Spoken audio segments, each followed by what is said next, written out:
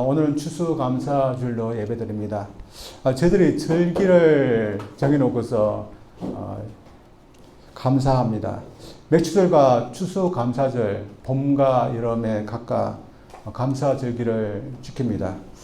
추수감사절이 유래된 것이 청교들로부터 유래됐지만 감사절기를 지키게 된 것은 오래전부터 지켜왔을 것입니다. 얼마 동안 오래전부터 지켜왔을까요? 우리 인류가 있게 된 후로부터 감사하는 절기는 계속되어 왔을 것입니다. 성경에 보면 유대인들에게는 출애굽을 주신 하나님께 감사하는 유월절이 있었고, 봄철에는 맥추 보리를 추수하게 하신 하나님께 감사하는 실추절이 있었고, 그리고 가을에는 가을 수확을 하게 하신 하나님께 감사하는 수장절이 있었습니다. 저희 한국에도 감사절기 있습니다. 그게 뭘까요? 추석입니다. 다른 나라도 다른 민족도 마찬가지로 감사절기가 있었을 겁니다. 그러나 아직 복음이 전파되기 전이기 때문에 조상들은 미신들이나 아니면 조상들에게 감사했을 것입니다. 그리고 수많은 민족들에도 마찬가지였을 것입니다. 따라서 오늘 본 말씀을 통해서 우리가 누구한테 과연 감사해야 되는지, 왜 감사해야 되는지, 또한 얼마만큼 감사해야 되는지 저희들이 한번 보기를 원합니다. 먼저 감사의 대상은 하나님 있어야 된다는 것입니다. 저희들이 보고 있는 이 본문의 시가 추수감사절을 위해서 지어진 시는 아닙니다.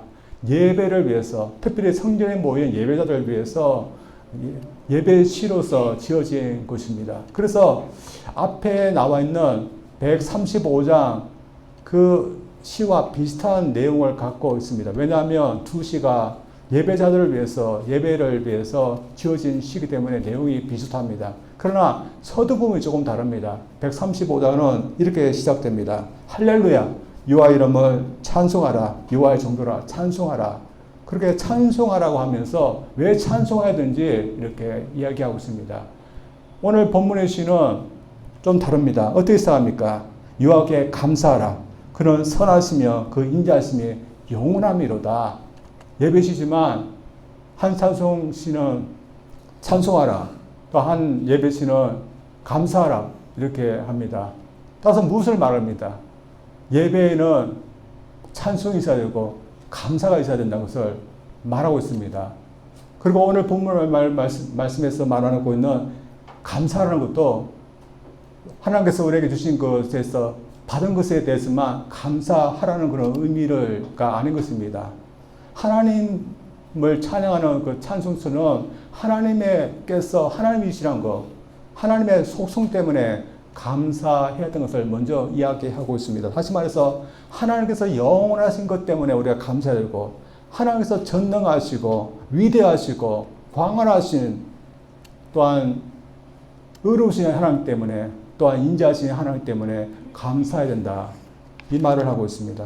따라서 오늘 본문의 시에서 마땅히 이러한 감사를 누구에게 돌려야 되는지 우리에게 가르쳐주고 있습니다. 이러면서 오늘 시는 하나님이 과연 누군가에 대해서 계속해서 말하고 있습니다. 무려 26절마다 26번 통해서 하나님이 누구신가 이야기하고 있습니다. 1절에서는 그분은 선하시고 인자하신 여호와시라고 말합니다. 또한 2절에서는 신들 중에 뛰어나신 하나님이시라고 말합니다. 3절에서는 모든 주 중에서 뛰어난 주라고 말하고 있습니다. 4절에서는 홀로 큰 기이한 일들을 행하시는 분이시라고 이야기하고 있습니다. 하나님은 여호와이십니다. 모세가 하나님 이름이 무엇입니까? 이렇게 물었을 때 하나님께서 직접 가르쳐주신 이름입니다. 여호와는 스스로 있는 자라는 그런 뜻입니다. 아브라함이 또한 그의 조상들이 믿었던 그 하나님이 여호와라는 것입니다. 그래서 조상들이 믿었던 그 여호와 하나님을 예배하고 또한 감사해야 된다는 것입니다. 그런데 오늘 본문 2절부터는 조금 이상한 표현이 나옵니다. 하나님이 신들 중에 뛰어나신 하나님이시라고 이야기하고 있습니다. 마치 많은 신들이 있는데 그 중에서 하나님이 뛰어나신 하나님이시는 같이 표현하고 있습니다. 마찬가지로 많은 주관하는 신들이 있지만 그 주들 중에서 뛰어난 주라고 표현한 것 같습니다. 그러나 많은 신들이 있고 그 중에서 하나님이 뛰어나던 그런 것이 아니라 오히려 하나님만이 뛰어나신 그 유일하신 하나님이라는 것을 이야기하고 있습니다. 당시 이 예배 시간에 나왔던 이스라엘 백성들은 예전에 마치 다른 신들이 있는 것처럼 섬기고 또한 우상 숭배했던 그런 사람들이었습니다. 따라서 그들은 마치 다른 신들이 있는 것처럼 생겼지만 오직 하나님만이 뛰어나신 유일하신 하나님이시고 신이시는 것을 고백하고 그래서 오직 감사의 대상은 하나님이시라는 것을 이야기하고 있습니다. 이러면서 우리 인간들이 감사해야 될 대상은 다른 신들이 없습니다. 오직 하나님이시라는 것을 말하고 있습니다. 이러면서 오늘날 어떨까요? 오늘날 많은 종교들이 있습니다. 많은 종교들은 많은 신들이 있다고 이야기하고 있습니다. 그래서 많은 신들이 있는 것이 보입니다. 그러나 오늘날도 오직 한 하나님만이 계시고 오직 한 주만이 계시는 것입니다. 그런데 감사한 것은 무엇일까요? 우리가 그 하나님을 믿고 그 하나님과 인격적인 관계를 맺고 살고 있다는 것입니다. 다시 말해서 그 유일하고 전능하시고 또한 광활하신 그 하나님과 예수님을 통해 언약 관계를 맺고면서 살아서 그 인자심을 받을 수 있는 사람으로서 살 수 있다는 것입니다.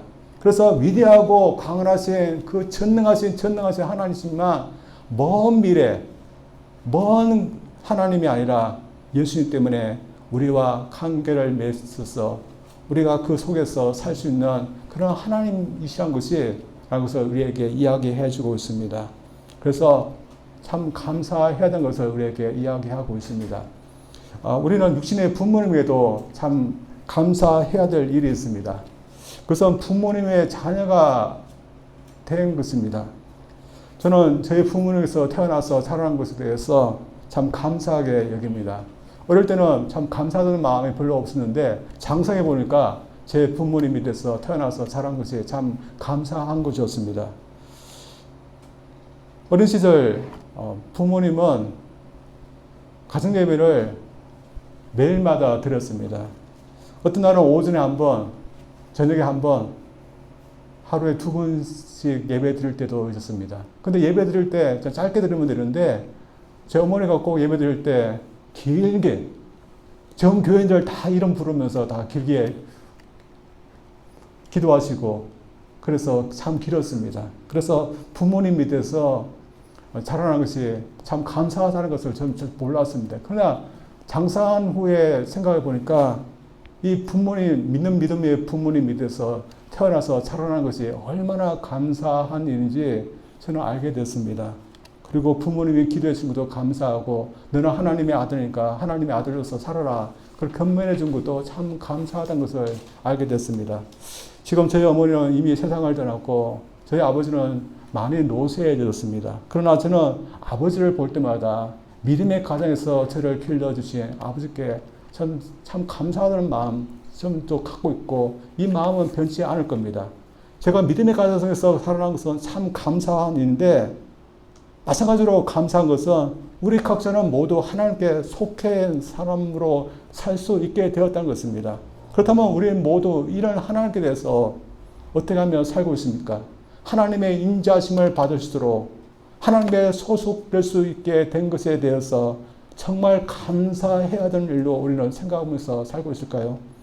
이번 추수감사절 저들은 그렇게 위대하고 전능하고 유일하신 하나님 앞에 소속된 것에 대해서 우리는 정말로 감사하는 저들이 되어야 될 줄 믿습니다.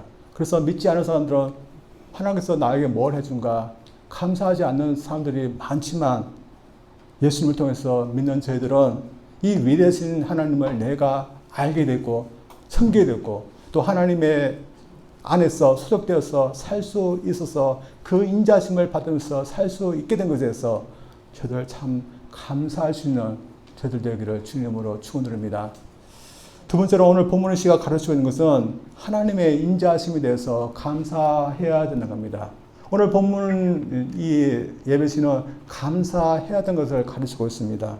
그래서 반복적으로 26번이나 하나님의 인자심에 대해서 이야기합니다. 하나님의 인자심에 대해서 뭐라고 얘기합니까? 하나님의 인자심은 영원하다. 영원하다 계속 26번이나 감사했던 이유가 나오는데 실제로 하나님께서 인자심을 베푸르기 때문에 감사해야 되는 겁니다. 근데 그들은 하나님의 인자심이 어디에서 나타났다고 하면서 감사해야 한다고 말하고 있습니까? 5절 이하 9절 말씀 보면 그들은 하나님의 천지를 창조하시고 또한 다시는 것에 대해서 하나님의 인자심이 나타났다 믿어야 되고 또한 그것으로 인해서 고백해야 되는 겁니다. 5절에서는 감사의 이유가 하나님이 하늘을 지으신 것 때문입니다. 6절에서 하나님이 물 위에서 땅을 펴신 것 때문에 감사해야 된다고 말합니다. 7절, 8절, 9절은 하나님의 해와 달을 만드시고 별을 만드시고 그것들로 낮과 밤을 주관하신 것에 대해서 감사해야 된다고 말하고 있습니다. 하나님 믿지 않은 사람들은 이 만물을 보면서 우연이 생겼다고 생각합니다. 해가 떠서 낮을 주관하고 또 저녁이 되면 달과 별이 떠서 밤을 주관하는 것이 우연이라고 생각합니다. 그러나 하나님 믿는 여러분 어떻게 생각합니까? 그렇지 않을 겁니다.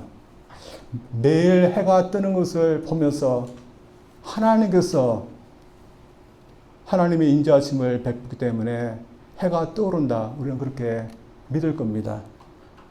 또한 저녁이 되어서 달과 달이 빛을 비추는 것에 대해서 하나님 때문에 빛을 비춘다. 우리는 믿을 겁니다.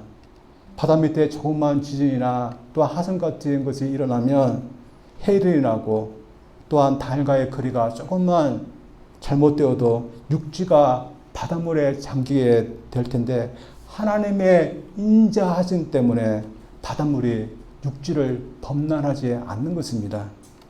우리는 이 모든 것이 하나님의 인자하심 때문이라고 믿고 있는 것입니다. 따라서 해가 뜨는 것을 보고서 우리는 감사하고 또 달과 별들이 하늘에서 비치는 것을 보면서도 감사하고 계절이 시간에 따라서 바뀌는 것에도 감사하고 숨쉬고 살아는데 풍부한 공기가 있는 것에 대해서 감사하면서 하나님의 인자하심에 대해서 우리가 감사할 수 있기를 원합니다. 그래서 이 시편 기자는 이스라엘 백성들이 지나온 과거를 통해서도 하나님의 인자하심이 나타났다고 말하고 있습니다. 사실 이스라엘 백성들이 지금까지 살아올 수 있었던 것은 모두 하나님의 인자하심 때문이었습니다.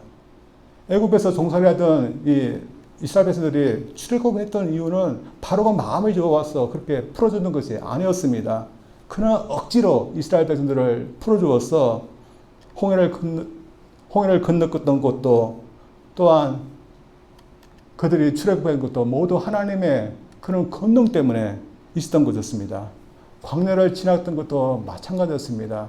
광야를 지르면서 그들은 유명한 왕들과 힘센 왕들과 여러 번의 전쟁을 치루어야 됐습니다. 특별히 위협이 되었던 왕들은 본문에 나오는 아모리 족속의 왕이었던 시온과 모압 족속의 왕 옥이었습니다. 200만 명이 무사히 광야를 통과했던 것도 기적이었고 또한 여러 번의 전쟁에서 모두 승리했던 것도 기적이었고 또한 가나안 땅을 기업으로 얻을 수 있었던 것도 기적이었습니다. 이스라엘 백성은 이런 기적을 경험하면서 하나님의 인자심이 그들에게 임했다는 것을 그들은 몸소 체험했습니다. 이것은 저희들이 보기에도 참 그렇게 보입니다. 우리가 보기에도 이스라엘 백성이 출국할 수 있었던 것은 하나님께서 10가지 재앙을 내려서 가능했던 것이었습니다. 그리고 홍해를 건너야 하는 상황에서 그들은 홍해를 건넜고 뒤따라왔던 바로의 군대가 홍해에서 죽었던 것도 모두 하나님의 인자하심을 베풀게 되었던 것을 때문에 가능했음을 우리는 또 알고 있습니다. 광야에서 벌어졌던 전쟁도 마찬가지입니다. 우리가 보기에도 하나님이 도우시기 때문에 매번 승리할 수 있었던 것이었습니다. 우리가 보기에도 이스라엘 백성은 하나님의 인자하심을 정말 많이 받았던 사람들이었습니다. 그래서 그들은 당연히 하나님께 감사해야 되는 사람들임을 우리는 알고 있습니다. 그러나 저희들의 고국에 대해서는 어떻게 생각합니까? 그리고 저희들이 각자 살아왔던 우리 인생에 대해서는 어떻게 생각합니까? 어떤 목사님 설교를 들었는데 저희 고국도 하나님의 인자심을 많이 받았다고 하는 것입니다. 일제 강점기 시대, 그리고 6.25 전쟁, 거기에 경제적으로 발전하고 공산화되지 않고 민주국가가 되었던 것 모두 하나님의 인자심이 있다고 말하고 있는 것입니다. 고국의 역사를 보면 슬프고 어둠도 없고 잘못된 면이 있지만 그래도 하나님의 인자심이 있었던 것이었습니다. 그래서 저희 한국 사람들은 하나님께서 고국을 지켜주셨다고 믿어야 됩니다. 그래서 고국의 역사를 볼 때마다 하나님께서 우리 고국을 불쌍히 여서 인자를 베푸셔서 지켜졌다. 우리는 감사해야 되는 겁니다. 물론 각 개인의 삶도 마찬가지입니다. 우리 하나님의 인자심 때문에 우리가 살아올 수 있습니다. 그래서 시편 기자는 자신의 백성들이 비천한 삶 가운데 있을 때 하나님께서 그들을 기억해서 건져내 주신 것에 대해서 감사해야 한다고 말하고 있습니다. 그들이 언제 비천한 가운데 있었던 것일까요? 그들 나라가 망하고 바벨론으로 포로되어서 70년간 포로 생활을 했던 것을 말하고 있습니다. 저들도 마찬가지로 비천할 때가 있었습니다. 그때가 언제였을까요? 모두 죄인 되었을 때였습니다. 그러나 하나님이 죄 아래에 있던 비천한 가운데 있던 저희들을 기억하셔서 구세주 예수님을 우리에게 보내줬습니다. 그래서 저희들도 이 기자처럼 우리를 비천한 가운데서 하나님이 기억해 주시고 예수님을 통해서 건져 주신 것에 대해서 우리는 감사해야 됩니다. 그래서 우리는 이미 죄 가운데 있는 그 비천한 가운데서 군중을 받았습니다. 그러나 죄의 결과가 있는 이 세상에 살아가고 있는 이상 수많은 고비와 또한 비천한 가운데서 우리는 살아가게 될 것입니다. 그러나 하나님은 이런 비천한 가운데 있을 때마다 우리를 기억해 주셨고 또한 저희들을 건져줬습니다. 그래서 우리는 지금까지 살아올 수 있었던 것이었습니다. 하나님을 믿지 않는 사람은 하나님 우리를 언제 비천한 가운데서 건져주시느냐 그렇게 감사하지 않을 겁니다. 그들은 인생을 살다 보면 어려움이 있지만 우리가 언제 비천한 가운데 있었느냐 그렇게 말합니다. 그러나 그들은 우리 사람이 얼마나 쉽게 비천한 가운데 처할 수 있다는 것을 모르는 겁니다. 하나님의 인자하심을 거두어서 이 자연의 질서가 조금이라도 무너지게 되어도 우리 사람은 금방 비천하게 됩니다. 만약 자연의 질서가 무너져서 가뭄이 계속 돌고 홍수가 계속해서 일어난다면 우리 인류가 뭐가 될 승량 금방 고갈하게 맙니다. 하나님의 인자심이 조금이라도 우리에게 임하지 않으면 우리는 금방 비천하게 맘에 처하게 됩니다. 건강은 어떠할까요? 우리들은 젊었을 때는 젊음을 자신만만하고 건강을 자신만만하지만 우리 육체는 금방 쉽게 병들게 되어 있는 육체입니다. 우리 정신건강도 그렇습니다. 저희들이 10대 때만 해도 공부한 것이 또렷이 기억이 남았습니다. 그래서 뭔가를 외우고 해도 우리 잘 외우지 않았습니까? 그러나 40대만 해도 잘 외워지지 않습니다. 그러나 지금은 여러분 어떻습니까? 이미 기억하고 있는 것도 다 지금 기억할 수 없는 그런 나이가 되어버리고 말았습니다. 그래서 우리 인생은 몸이 약해지고 우리 정신 건강도 점점 약해져 가기 때문에 우리는 점점 비천해질 수밖에 없는 그런 상황으로 가고 있습니다. 그래서 저희들은 하나님의 인자심이 더 필요한 사람들인 것입니다.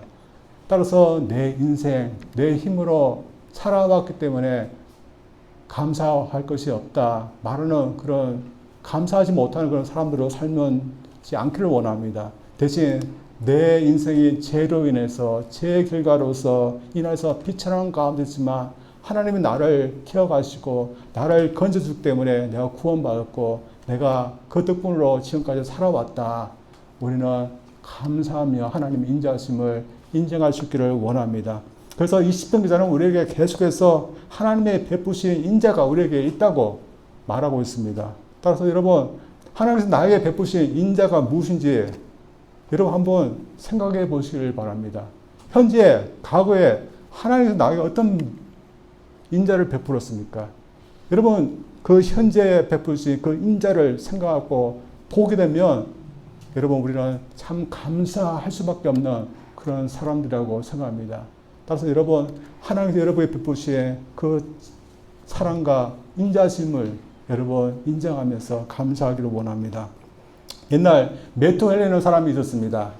영국에 살았던 유명한 목사님이었고 또한 특별히 목회하면서 그런 성경 전체에 대해서 주석을 내었던 그런 목사님이었습니다. 그래서 지금도 매튜 헬리 주석이라는 것이 있고 목사님들이 이용하는 그런 주석입니다. 근데 이 목사님이 어느 날 밤에 귀가를 하다가 강도를 만나게 됐습니다. 밤이니까 아무도 없었던 것 같고 아무런 도움을 받지 못했던 것 같습니다. 그래서 이 강도에게 다 당할 수밖에 없었습니다. 강도는 목사님의 피가 흐르도록 구타했고 목사님이 갖고 있던 모든 돈을 빼앗아 버리고 가버렸습니다. 목사님은 겨우겨우 집으로 돌아가게 됐습니다. 그리고 그 이후에 목사님은 무릎을 꿇고 간절히 하나님께 기도했다고 합니다. 하나님께 뭐라고 기도했을까요? 이 강도를 저주하면서 하나님 심판해 주시면서 그런 기도를 했을까요? 그런 기도가 아니었습니다. 오히려 감사 기도를 했답니다. 이런 감사 기도를 했습니다. 한번 보겠습니다. 하나님, 내가 강도당한 입장인 것을 감사합니다. 돈을 빼앗겼으나 생명을 빼앗기지 않았으니 감사합니다. 나를 괴롭힌 그 강도를 위해 기도할 수 있으니 감사합니다. 그와 당신은 다시는 강도로 살지 않도록 하옵소서. 하나님을 믿지 않는 사람이라면 이런 기도를 하지 못할 겁니다. 그러나 이 믿는 목사님은 이런 감사 기도를 하였습니다.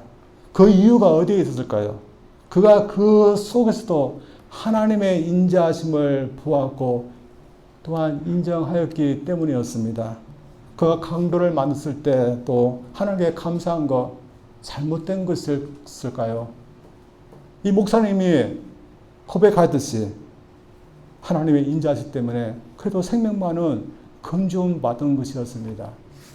저들도 그럴 것입니다. 죽을 수밖에 없던 그 상황에서 건져받았을 때 저들도 부들부들 떠면서 하나님께 무릎 꿇어서 저들도 하나님께 감사할 겁니다. 하나님, 제 생명을 건져주신 하나님 감사합니다. 이런 그렇게 기도할 겁니다. 이 인자심은 영원할 거라고 우리에게 얘기하고 있습니다. 하나님의 인자심이 영원하기 때문에 우리가 앞으로 비천한 가운데 우리가 죽을 수밖에 없는 그 비천한 가운데 있을지라도 우리는 감사할 수밖에 없다고 생각합니다.